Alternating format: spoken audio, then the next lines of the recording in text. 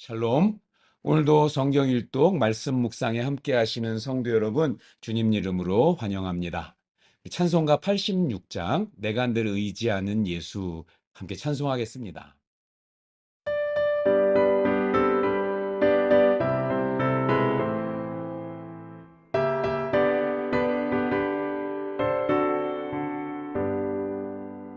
내가 늘 의지하는 예수 나의 상처 입은 심령을 불쌍하게 여기사 위로하여 주시니 기쁘신 나의 좋은 친구 내가 의지하는 예수 나의 사모하는 친구 나의 기도들을 응답하여 주시니 기쁘신 나의 좋은 친구.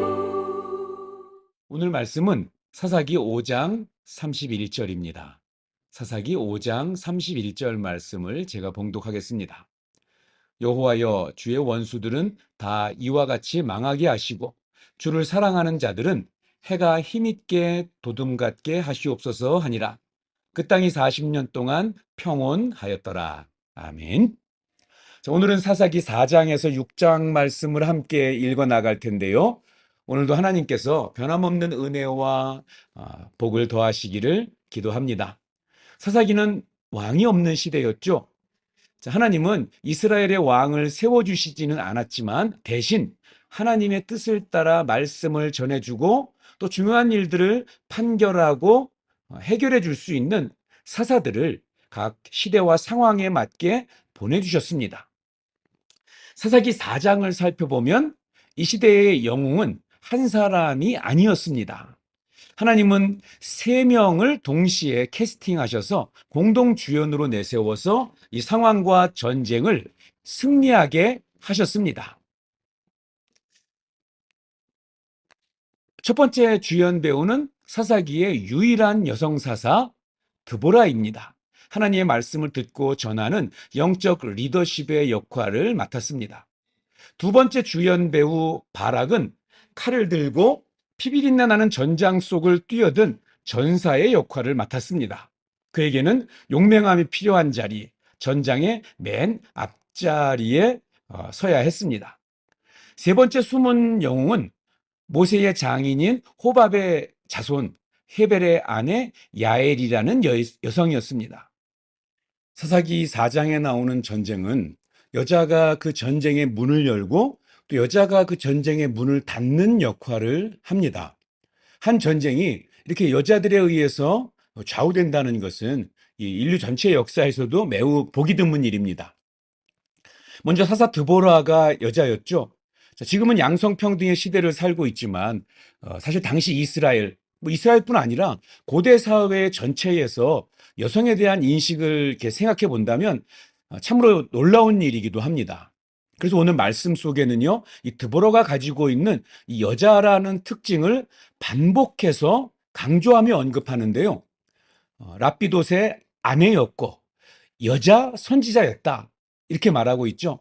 히브리 원문으로 보면은요, 이 강조가 더한데요. 성경은 여자, 그녀, 아내, 또 여성, 이런 단어를 반복해서 사용을 합니다. 어찌 보면 당시 사회에서 드보라는 절대적인 약점을 가지고 있는 것이라고 할 수 있습니다. 그러나 우리가 잘 아는 것처럼 드보라가 가지고 있는 이 여성이라는 약점은 도리어 하나님 앞에서 강점이 되었고요. 또 하나님의 이름을 온전히 돌리는 계기가 되었습니다. 실제 당시 전쟁의 상황을 이야기해보면요. 하솔왕 야빈의 군대는 당시 최강의 무기라고 꼽히는 철병거 900승으로 어마어마한 무장을 하고 있습니다. 그의 군대 장관 시스라는 또 전쟁에 아주 뛰어난 그러한 사람이었습니다. 당시 많은 이스라엘 백성들은 이 하솔왕 야빈이 20년이나 이스라엘을 괴롭히고 압제할 때에 그들의 이스라엘 백성들의 마음속에 과거에 있던 그 여호수아 같은 장군이 등장하기를 기대했을 것입니다. 아니, 운니엘 같은 전사도 좋습니다. 에웃처럼 뛰어난 지략가도 좋습니다. 하여간 누구든지 간에 강한 용사가 등장해서 이스라엘을 구원해 주기를 간절히 기다렸을 것입니다. 그런데 하나님은 그런 인간의 기대를 넘어서 하나님의 방식으로 일하셨습니다. 바로 여자 사사 드보라를 구원자로 세우신 것입니다. 성경은 드보라가 여자였다는 점을 더 이렇게 강조하면서 우리의 약함은 하나님 아버지의 손에서 강함이 된다는 것을 보여주려고 하고 있습니다. 자, 드보라는 비록 운니엘이나 에웃처럼 칼로 싸우는 전사는 아니었습니다. 그러나 드보라에게는 하나님의 말씀이라는 강력한 무기가 있었죠. 드보라는 하나님의 말씀으로 이스라엘 백성들을 상담하고 돌보았을 뿐만 아니라 하나님의 말씀을 전하는 사역을 전념하고 있었습니다. 이것은 드보라가 하나님의 말씀에 평소에 귀 기울이며 살았기 때문에 가능한 일입니다. 드보라에게는 이 살을 찌르는 날카로운 칼은 없었지만 심령까지 쪼개는 말씀이 있었습니다. 바락은 이 사사 드보라의 약점을 보지 않았습니다. 비록 칼을 들고 적군의 목을 베지는 못할지라도 더욱 날카로운 말씀의 검을 들고 있는 드보라와 전쟁에 함께 참여하는 것이 좋다고 생각했습니다. 하나님은 드보라와 바락을 통해서 놀라운 기적을 행하시고 당시에 가장 강력한 무기라고 할 수 있는 철병거를 앞세운 하소랑 야빈의 군대를 쓸어버리셨습니다. 한 가지 안타까운 것은 바락이 하나님의 약속을 분명히 받았지만 전적으로 순종하지 못하고 하나님의 약속 앞에서 머뭇거리며 주저했습니다. 결국 이 전쟁의 영광은 바락이 아니라 우리 세 번째 주인공, 우리 헤벨의 아내 야엘에게로 돌아갔습니다.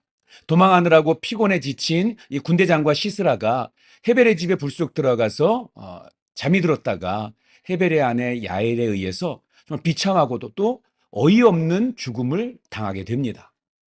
우리는 이 성경 말씀을 손에 쥐고서도 바락처럼 주저주저하고 순종하는 것도 아니고 순종 안 하는 것도 아닌 상태로 살아갈 때가 얼마나 자주 있습니까? 하나님은 바락을 통해서 말씀 앞에서 주저하지 말고 온전히 순종하라고 말씀해 주십니다.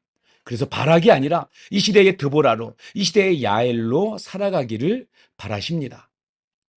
자, 하나님께서 사사 드보라를 통해서 주신 평화가 40년간 이어집니다. 그런데 6장에서 평화의 모습은 온데간데 없이 사라지고 이스라엘 백성은 다시 비참하기 그지없는 상황에 놓이게 됩니다.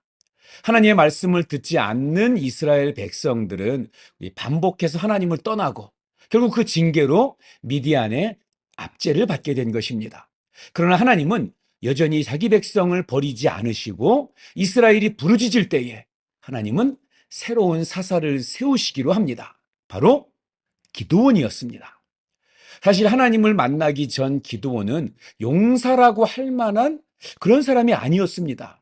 아주 겁 많고 소심한 사람으로 미디안의 눈을 피해서 이 포도주 틀에서 야밤에 밀타작을 몰래 하는 그러한 사람이었죠. 그런데 그렇게 겁 많은 이 기드온에게 하나님은 큰 용사라고 부르십니다. 하나님은 지금 현재의 모습이 아니라 미래에 하나님의 손에 쓰여질 기드온의 모습을 보신 것입니다. 하지만 겁 많은 기드온은 하나님께 온갖 표징을 구하면서 머뭇거리고 의심을 합니다. 그렇게 하나님을 시험하는 기드온에게 하나님은 모든 기적을 보여주시면서 내가 너와 함께하리라, 임마누엘의 하나님이심을 기드온에게 되새겨 주십니다.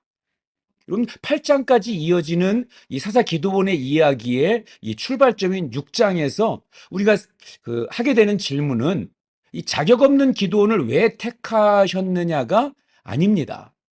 이렇게 연약하고 의심 많고 자신 없어 하고 정말 말도 안 되는 표징을 구하면서까지 거듭거듭 확인하려고 하는 기드온을 하나님이 왜 끝까지 설득하고 계시는 것일까 하는 것입니다. 너 안 되겠다. 알고 보니 너 참 못났네. 고쳤으면 될 줄 알았는데 솔직히 바뀌질 않네. 부족해. 다른 사람을 찾아야 되겠다가 아니라 이 사람 안 되면 저 사람, 저 사람 안 되면 그 사람으로 바꿔치기 하는 것이 아니라 기드온의 울분도, 의심도, 두려움도, 주저함도 다 귀 기울여 주시고 끝까지 그런 기드온을 토닥이고 설득하고 계시는 하나님은 도대체 누구신가 하는 것입니다. 사사 시대에는 암흑의 시대였습니다. 하나님께 등 돌리고 반복하는 죄가 점점 거칠어지고 더럽고 질퍽해져 갑니다. 그렇게 죄인된 인생이 자기 소견을 고집하는 그 끝이 얼마나 끔찍한지를 폭로하고 있는 것이 사사기입니다. 그런데 놀랍게도 그 시대 속에서도 하나님께서는 자기 백성을 버리는 법이 없습니다. 하나님은 포기하시지 않습니다. 하나님께서 구질구질한 죄악의 역사 속에서 이스라엘 백성들과 끝까지 함께 하십니다. 설득하십니다. 못난 기드온을 설득해 가시듯 그렇게 지금도 우리를 토닥이시며 설득해 가십니다. 저와 여러분을 사랑하기로 결정하신 하나님입니다. 십자가에 죽기까지 그 결정을 지켜내시고 이뤄내시는 하나님이십니다. 우리는 오늘도 비록 흔들리고 부대끼고 분노하고 죄와 거룩 사이를 오가며 제자리 걸음하지만 그런 우리를 오늘도 포기하지 않고 설득하고 계십니다. 하나님은 우리를 향한 그 열정을 멈추지 않고 쉬지도 않으십니다. 기드온은 결국 여호와 샬롬을 만나게 됩니다. 두려워하던 기드온에게 하나님은 샬롬, 곧 평강을 주십니다. 아무리 시대가 어지럽고 혼란스러워도 하나님께서 함께 하시니 우리는 샬롬을 누릴 수 있습니다. 하나님과 함께함이 샬롬이고 평강임을 믿으면서 오늘도 하나님과 동행하는 또 그 말씀에 순종하는 복된 날 되시기를 축복합니다.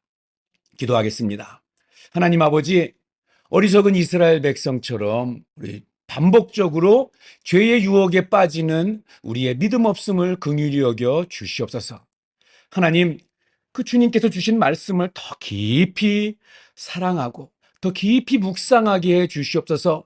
성경 말씀을 통해서 오늘도 우리에게 말씀하시고 명령하시는 하나님께 온전히 또 즉각적으로 순종하며 살게 해 주시옵소서.